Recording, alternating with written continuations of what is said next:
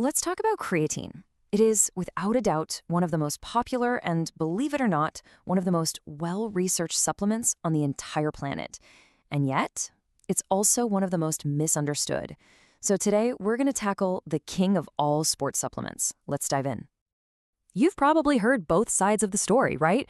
For every person who swears by it for building muscle and getting stronger, there's someone else whispering about the dangers. Will it wreck my kidneys? Is it going to make me bloated?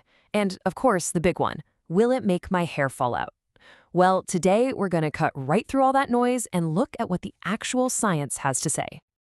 Okay, so first things first. Before we get into the myths and the benefits, we need to be crystal clear on what we're actually talking about. What is this stuff, really?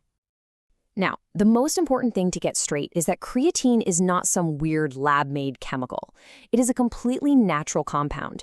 In fact, your own body produces it every single day from amino acids. It's not a drug. It's definitely not a steroid. It's something your body already recognizes and uses, and you get it naturally from foods like red meat and fish. So we know it's natural, but how in the world does it actually deliver on that promise of making you stronger and more powerful in the gym? Well, the way it works is actually pretty brilliant, and it all comes down to energy. I want you to think of your muscles running on these tiny rechargeable batteries called ATP. Now, when you do something intense, like lifting a heavy weight, that battery gets used up almost instantly, and it turns into a dead battery called ADP. This is where creatine becomes your best friend. It acts like a super fast portable charging pack. It swoops right in, donates some energy, and bam, instantly recharges that dead battery right back into a fully powered ATP.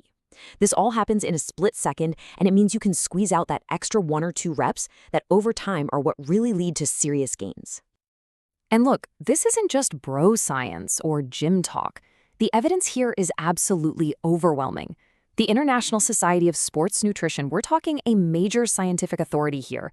They officially call it the single most effective legal supplement for building muscle and strength. I mean, that is about as definitive a statement as you can get from the scientific community. Okay, so the performance benefits are pretty undeniable. But what about all those concerns? This is where the most persistent, stubborn myths live. So let's go ahead and tackle them one by one with the actual data. This is probably the #1 fear people have. And it makes sense, right? The idea that in trying to get stronger, you might be accidentally harming a vital organ is a really scary thought. So here's where all the confusion comes from. It's actually a simple misunderstanding. When your body uses creatine, it creates a byproduct called creatinine. Now, doctors use creatinine levels to check how well your kidneys are working. So when people took creatine, got a blood test, and saw this marker was slightly higher, they freaked out, assuming it meant kidney damage. But it's just a false alarm. It's simply a harmless sign that you have more creatine in your system to begin with. Long-term studies, some lasting up to 5 years, have found absolutely zero negative impact on kidney function in healthy people. Now, the key phrase there is healthy kidneys. If you have a pre-existing kidney condition, you absolutely need to talk to your doctor because the research in that specific area is pretty limited. This is a big one, especially for women who are working so hard to look lean and toned. I mean, who wants to feel like a puffy water balloon after all that effort? The secret to busting this myth is knowing where the water actually goes. See, creatine doesn't cause that soft, puffy, under-the-skin bloating you might get from a really salty meal. Instead, it pulls water inside of your muscle cells. This process is called intracellular water retention, and it's actually a good thing. It's what makes your muscles look fuller, rounder, and more defined, not soft and puffy. All right, it's time. We have to do it. Let's finally confront the elephant in the gym, the one fear that has probably stopped millions of people from trying one of the most effective supplements in history. This entire global panic, every story you've ever heard about my buddy's cousin who went bald, all of it traces back to a shockingly small amount of evidence.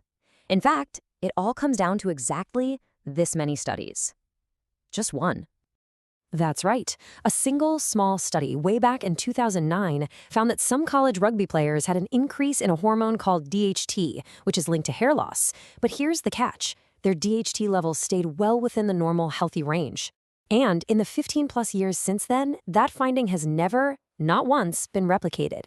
Meanwhile, multiple studies that have looked directly for a link between creatine and actual hair loss have found absolutely no connection. So based on the overwhelming weight of evidence, this myth is completely busted. All right, so we've covered the muscles, we've debunked the myths, But the creatine story has this really fascinating new chapter that most people have no idea about. It turns out our brains are incredibly energy-hungry organs. And just like our muscles, they run on those exact same ATP energy batteries we were talking about earlier. In fact, your brain is just packed with them. And what a lot of new research is showing is that by giving your brain more of that rapid recharge fuel, creatine can actually boost cognitive function. We're talking about improvements in things like short-term memory, how fast you can process information, and even your reasoning skills. And the effect seems to be the strongest when your brain's under stress, like when you haven't gotten enough sleep. And here's something really interesting. There's one group that might see the most significant cognitive benefits of all, and that's vegetarians and vegans. Since creatine is mainly found in animal products, people who eat plant-based diets naturally have lower levels in their bodies. So for them, supplementing could be a real game changer, not just for the gym, but for their day-to-day mental sharpness. So let's say you're convinced. You understand the science, you're not worried about the myths anymore, and you're thinking about giving it a try. Let's break down how to do it right. It's super simple. You basically have two choices. You can do what's called a loading phase, where you take more for the first week to fill up your muscles quickly. The upside is you'll feel the effects faster, but the downside is some people get a little bit of stomach upset. The other method, which is way simpler, is to just take 5 grams a day, every day from the start. It'll take a bit longer to feel the full benefits, about 3 to 4 weeks, but it's easier and has fewer side effects. Honestly, both methods get you to the exact same place in the end. Now, when you actually go to buy it, don't get overwhelmed by all the options. Keep it simple. First, stick with the most studied and proven form, creatine monohydrate. The micronized kind just dissolves a little better in water, which is nice. The dose is simple, 5 grams a day. And most importantly, this part is non-negotiable. Look for a third-party testing logo on the bottle, something like NSF, USP, or Informed Choice.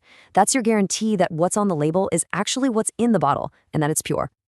So after decades of research and all the rumors, the science is really clearer than ever. Creatine is one of those rare supplements that is not only incredibly safe and effective for building strength, but also shows real promise for keeping our brains sharp. It's just a simple, natural molecule that helps your body and your mind perform just a little bit better. So the only question left is it right for you?